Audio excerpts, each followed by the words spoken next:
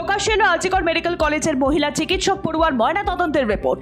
জানা গেছে তাকে শ্বাসরোধ করে হত্যা করা হয়েছিল এবং তার শরীরে একাধিক আঘাতের চিহ্ন ছিল। রিপোর্টে যৌন হেনস্থার প্রমাণও মিলেছে। তার যৌনাঙ্গে জোরপূর্বক কিছু প্রবেশ করানো হয়েছিল। দেহে বিভিন্ন স্থানে ক্ষত চিহ্ন এবং ফুসফুসে রক্ত জমাট বাঁধার উল্লেখ পর্যন্ত রয়েছে। ফের আরজিকরের মহিলা চিকিৎসকের বাড়িতে গেল সিবিআই এর একটি দল। বুধবার শহরে সিবিআই পা রেখে মৃত চিকিৎসকের বাড়িতে গিয়েছিলেন। এবার সোমবারেও তিলোত্তমার বাড়িতে গেল সিবিআই। এদিন সকালে সিবিআই এর কয়েকটি দল সিজিও কমপ্লেক্স থেকে বের হয়। তার মধ্যে একটি দল নির্যাতিতা চিকিৎসকের বাড়িতে যায়। তবে সোমবার কী কারণে চিকিৎসকের বাড়িতে গেল তারা তা এখনো জানা যায়নি। আচমকাই সল্টলেকের সিজিও কমপ্লেক্সে সিবিআই দফতরে হাজির হলেন তৃণমূল কংগ্রেস নেতা কুণাল ঘোষ। তিনি জানিয়েছেন আরজিকরের চিকিৎসক পড়ুয়াদের কাছ থেকে পাওয়া বেশ কিছু নথি তার কাছে আছে। সেই সবই সিবিআইকে তিনি দিতে চান। সেই কারণেই সিবিআই দফতরে তিনি পৌঁছেছেন। মেমারিতে মর্মান্তিক পথ দুর্ঘটনায় মৃত্যু হলো 3 বাইক আরোহীর। রবিবার রাতে ঘটনাটি ঘটে মেমারির দেবীপুরের শোভনা মোড় সংলগ্ন এলাকায়। বাইক আরোহীরা মেমারির থেকে দেবীপুর যাচ্ছিল, আর সেই সময় লরির চাকার তলায় পিষ্ট হয়ে যায় বলে প্রত্যক্ষদর্শীদের দাবি। দুর্ঘটনার প্রভাব এতটাই যে একজন বাইক আরোহীর মাথা থেকে দেহ আলাদা হয়ে গিয়েছে। মালদা জেলার হরিশ্চন্দ্রপুর গ্রামীণ হাসপাতালে রবিবার রাতে কর্তব্যরত চিকিৎসক এবং নার্সদের উপর হামলা চালালো এলাকার তৃণমূল নেতা। অভিযোগ, অবিনাশ দাস নামে ওই নেতা রাত 11টা নাগাদ গ্রামীণ হাসপাতালে ঢুকে হঠাৎ করেই কর্তব্যরত নার্সদের দিকে অশ্লীল ভাষায় আক্রমণ করেন। উপস্থিত মেডিকেল অফিসার ঘটনার প্রতিবাদ করলে তাকে বেধড়ক মারধর করা হয় বলেও অভিযোগ। পশ্চিম মেদিনীপুর জেলার পুঞ্জপুরে সোমবার সকালে আইনজীবীর অগ্নিদগ্ধ মৃতদেহ উদ্ধার। জানা গিয়েছে ঘাটালের আইনজীবী সুদীপ চক্রবর্তীর আগুনে ঝলসানো মৃতদেহ উদ্ধার হয়, আর তার নিজের বাড়ি থেকেই তা উদ্ধার হয়। কি করে লাগলো আগুন তা এখনো পর্যন্ত জানাই যায়নি। তবে ঘটনাস্থলে এসে পুলিশ দেহ উদ্ধার করে ময়না তদন্তে পাঠায়। পুরো ঘটনার তদন্ত শুরু করেছে পুলিশ। অসমের বরাক নদী থেকে জীবন্ত উদ্ধার করা হলো প্রেমিক যুগলকে। রবিবার রাতে শিলচর সদরঘাট সেতু থেকে বরাক নদীতে ঝাঁপ দেয় যুবক যুবতী। ঘটনাস্থল থেকে প্রায় 1 কিলোমিটার দূরত্বে দুজনকে জীবন্ত উদ্ধার করা হয়। খবর দেওয়া হয় পুলিশে। পুলিশ পৌঁছে দুজনকেই হাসপাতালে নিয়ে যায়। আগুন লাগলো পাটনা জংশন রেল স্টেশনে। সোমবার এই অগ্নিকাণ্ডে বেশ কয়েকজন দগ্ধ এবং আহত হয়েছেন।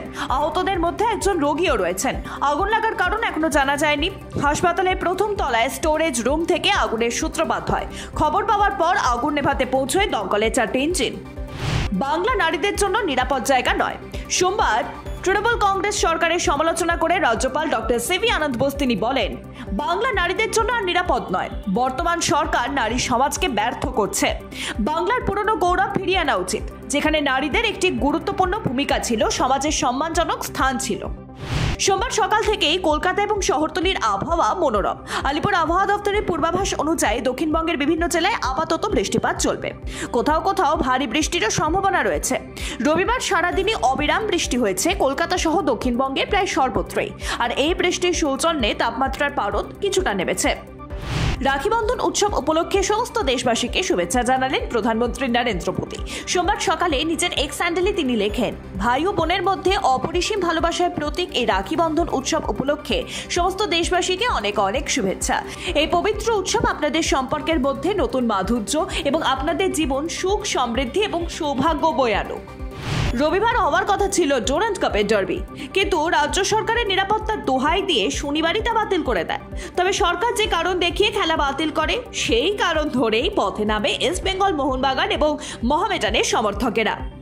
মেয়ে তিলোত্তমার বিচার চেয়ে যুব ভারতীতে প্রতিবাদে এক হলো ভারতীয় ফুটবল চির প্রতিদ্বন্দ্বী 3 দল। বিনা মেডেলে দেশে ফিরতে হয়েছে ভেনাসকে।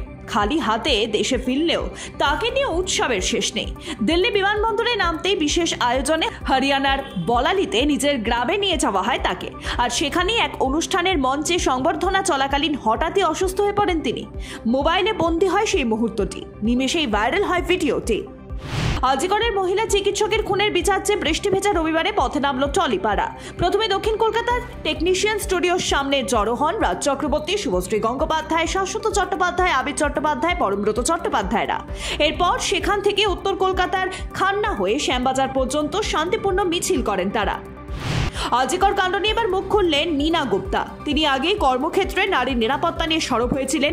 এবার আরজিকর প্রসঙ্গে সেই কথা আবারও মনে করিয়ে দিলেন তিনি বলেন, দেশ সরকার বেটি বাঁচাও বেটি পড়াও বলে, অথচ পড়াশোনার পর কর্মক্ষেত্রে নারীর সুরক্ষা নিয়ে সরকার নজরই রাখে না।